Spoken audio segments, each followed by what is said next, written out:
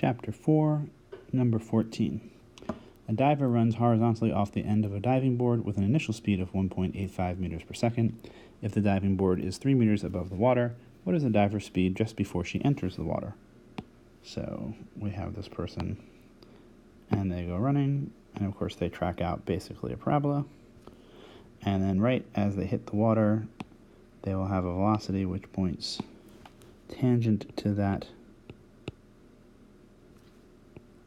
parabola, and we'll have a component Vx and a component Vy. And we expect Vy to be negative since it's going downward.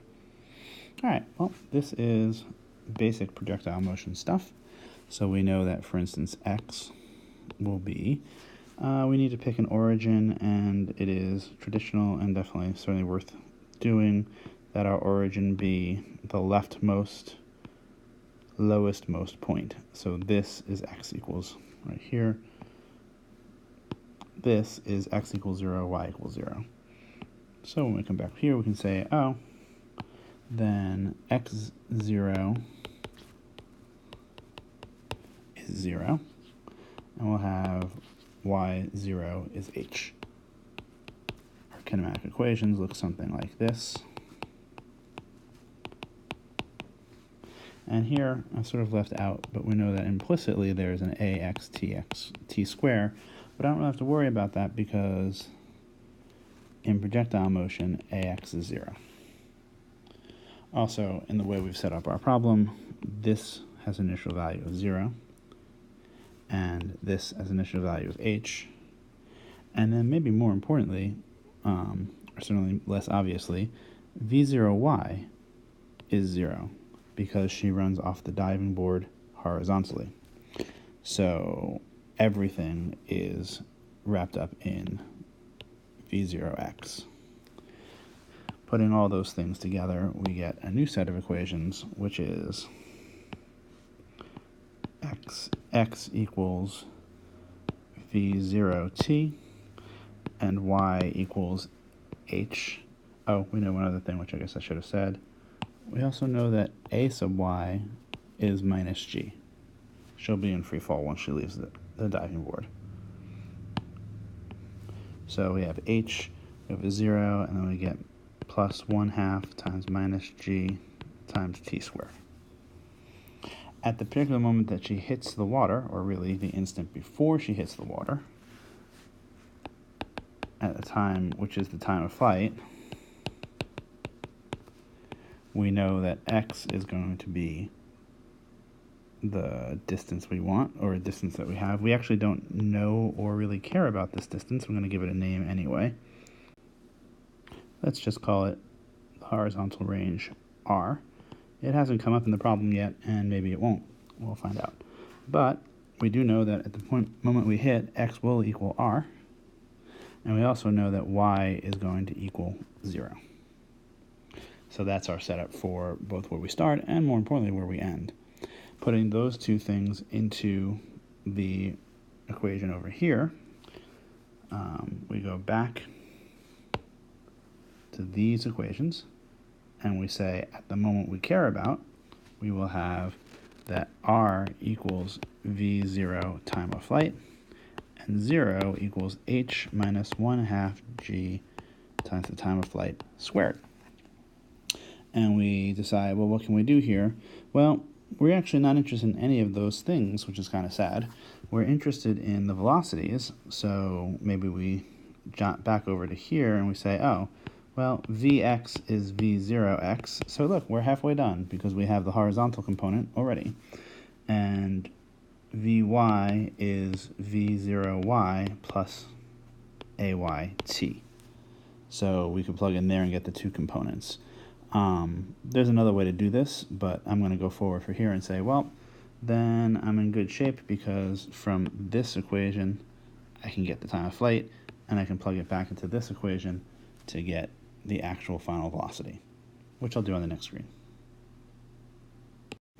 So a brief recap, what we have here is that the final velocity in the x is just the initial velocity, and the final velocity in y is going to be, when we plug in for vy0 and so on, just minus g times tf. And then we had from the position equations, we have that the range is v0 times tf, and that at the end we're at 0, and that has to equal h minus a half g tf squared. And our plan of attack is to use this equation to solve in for this time. So we say over here, well, let's just take that equation and solve it over. 1/2 GTF squared is h, or TF squared is 2h over g, or TF is 2 times 3 meters over 9.81 meters per second squared, but then the whole thing is square rooted. Kind of blew up the g there, so let's see if we can do a little better than that. To get rid of that thing, and we end up with 0.782 seconds. And now we can go back in and we can say, oh, well then, VFX is the original 1.85 meters per second, and VFY is minus 9.81 meters per second squared times 0.782 seconds, which turns out to be 7.67 meters per second. So there we go. It turns out there is a totally different way, or I guess somewhat totally different way to do this problem that honestly didn't occur to me until I was about halfway through. So if you did a different way, that's great, and it's possible, and I'm going to confirm this answer by using that other way. This is optional, so if you're feeling okay, you can stop here, but if you want to see an alternate route, just hold on. So, in doing this problem, I sort of forgot one of the cardinal rules of kinematics things, which is that if we don't care about the time and we're not given the time, then we should avoid having the time in our equations. So instead I'm going to fall back on the other form of the equations, and the ones that involve only accelerations, velocities, and positions. Specifically, that we have that VFX squared is going to be V0x squared, and in fact we know that we still have VFX equals V0x, which reflects that there's no acceleration, so the final velocity has to end up being the same as the initial velocity in the horizontal. But we also have, more significantly, that the final velocity in the y squared is the initial velocity in the y squared plus twice times the acceleration in the y times the change in the y position. And putting in the things we are looking for vy squared.